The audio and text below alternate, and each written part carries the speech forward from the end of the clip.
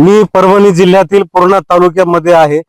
आज पूर्णा तालुक्यामध्ये गेल्या अनेक वर्षापासून संत्रा, मोसंबी आदी फळबागांची शेती केल्या जाते. गेल्या अनेक दिवसापासून परभणी जिल्ह्याचे तापमान हे 42 ते 43 अंशावर पोहोचले आहे. त्यामुळे शेतकऱ्यांचा याच्यावर फटका दिसत आहे. आज आपण पाहतोय, आता मी पांगराढोणे या ठिकाणी एका शेतकऱ्याच्या शेतामध्ये आहे.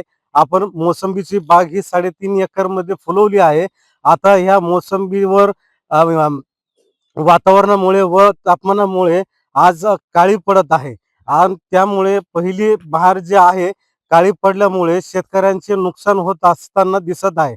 पण गेल्या अनेक दिवसापासून वाढतं तापमान आणि निसर्गाचा कोप यामुळे शेतकऱ्याचे फार मोठे नुकसान होताना दिसत आहे.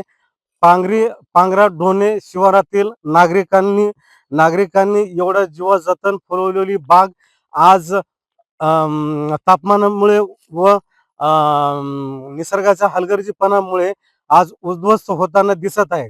आज शेतकऱ्यांकडून सरकारकडे एवढीच मागणी होत आहे की ह्या जे नुकसान होत आहे त्याची भरपाई